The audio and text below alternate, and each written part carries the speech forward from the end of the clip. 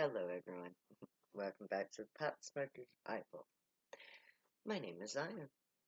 I'm the author of the Pot Smoker's Bible, which contains the prophetic book of Zion, where I get my name and authority. It comes from the 54th chapter of the book of Isaiah, just in case you want to know. That is where I claim my right to be called Zion, because everything in that chapter is about my life. I've lived it. Well, most of it anyway. The good part has yet to come, which is the part where we go to our tents. I can't wait. I can't wait until that first morning when I open my eyes and I see my tent above my head. And I know that at last I'm on my way home to Zion, to a nation where nobody suffers. It's gonna be awesome. But we have to get there first. Now, today, I am going to be talking about pot. This is, after all, the Pot Smoker's Bible. So I guess I should have a few episodes about pot and marijuana, my favorite substance on the planet Earth. Marijuana, which is the basis of my whole, which is the foundation of Zion, is the foundation of Zion because it is the mechanism by which my people were created. Everybody who gets high is a Zionite, but it's a birthright because when you get high, you're reborn. That's what Jesus, well, that's, okay, reincarnation is one aspect of rebirth, but the rebirth that Jesus was talking about, the Essene rebirth, that's marijuana.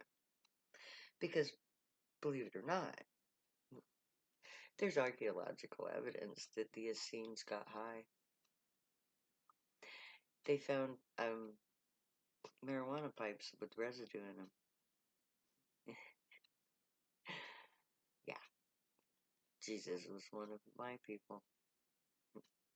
Now, why is marijuana such a thing?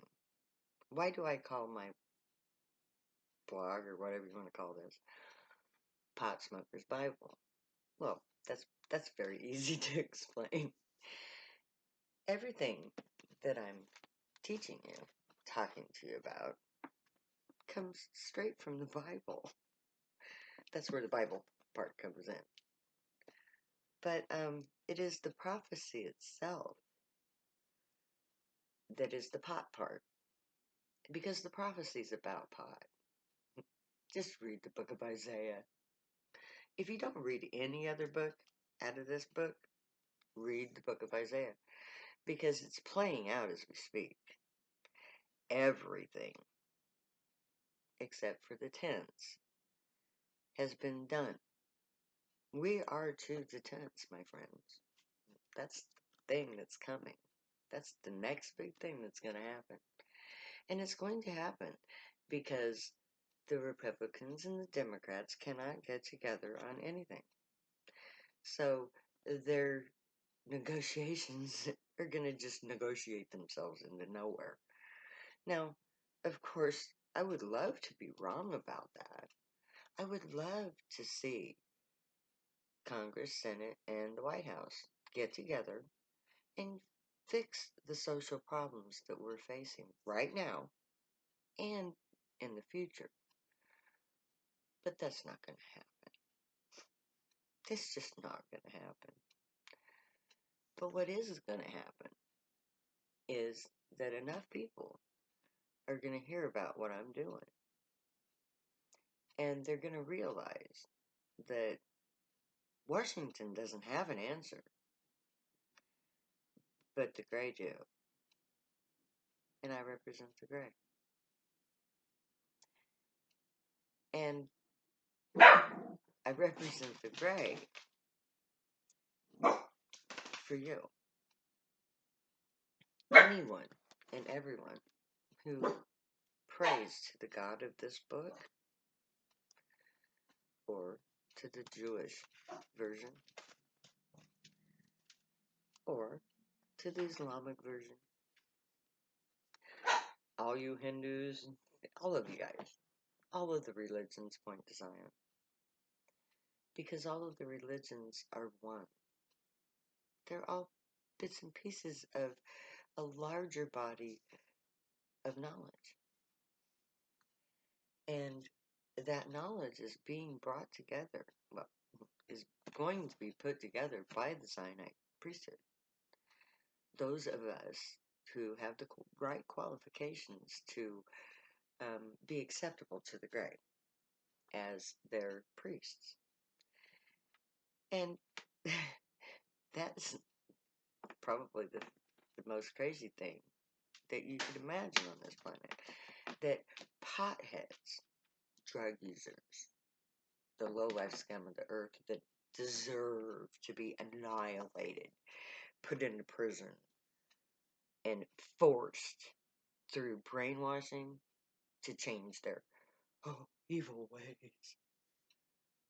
That we're actually this book's answer to all of the problems that we're facing.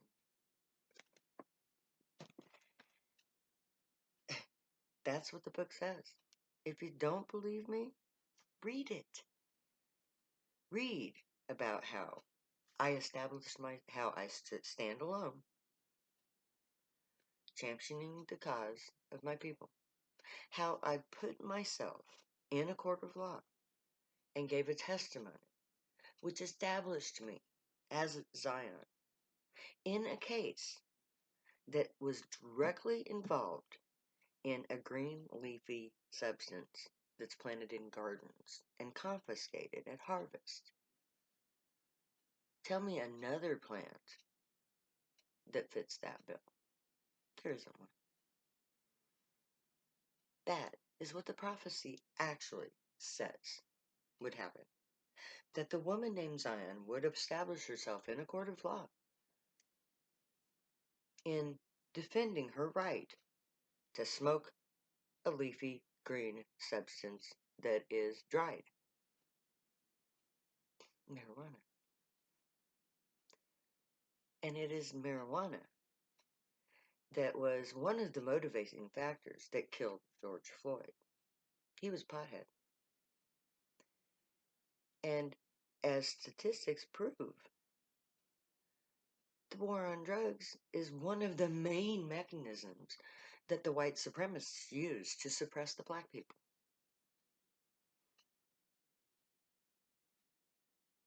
Through the war on drugs, through the prohibition of marijuana. Marijuana is the key to the prophecy. It's the tree of life.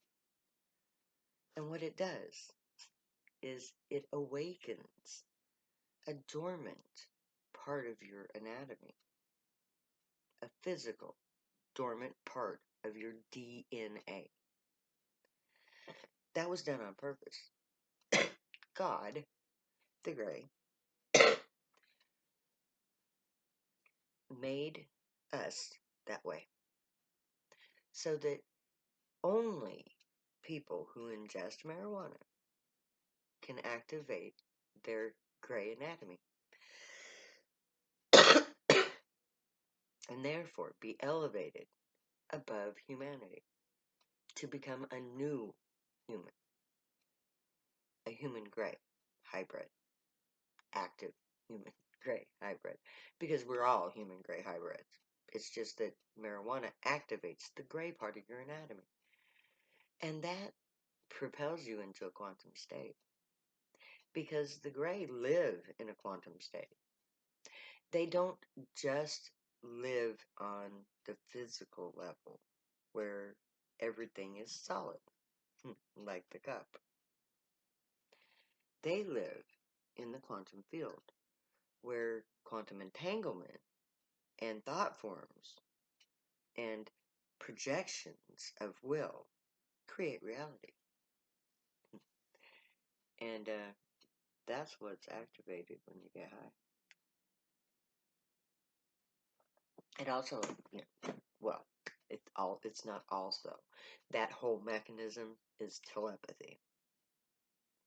In order to think a thought form into being, you have to be telepathic because you have to be able to project your thoughts into a form in the quantum field. And that's some advanced stuff, I know, but we'll get there.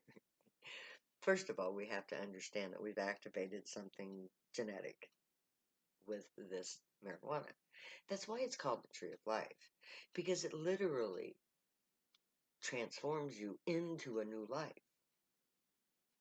It's a tree. Well, it's terrapin. It's a small bush-like tree. And that is from my wonderful good book.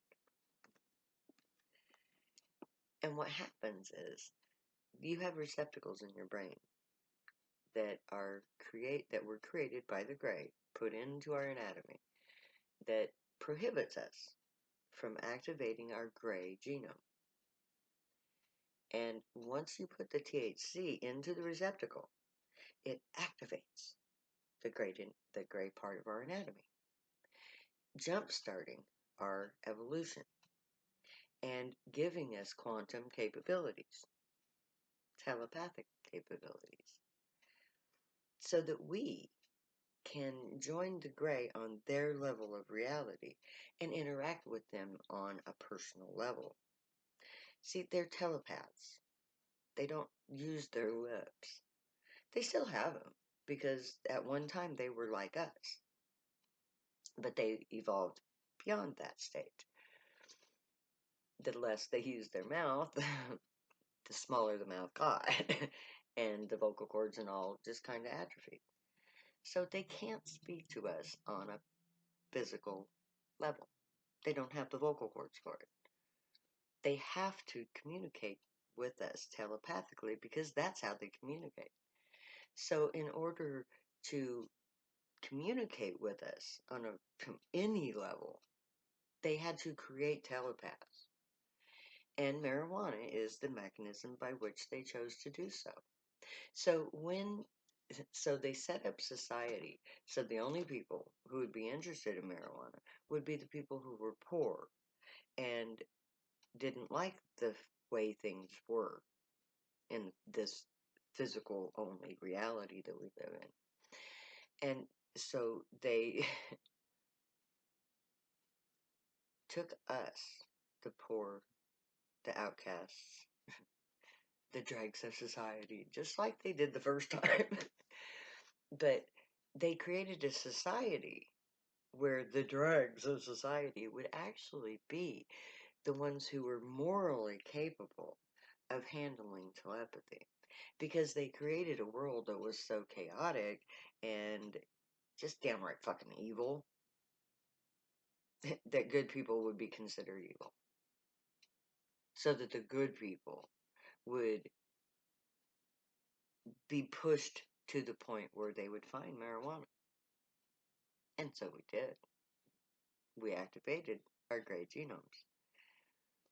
And through a couple of generations, we got to the point where we could activate our telepathic abilities.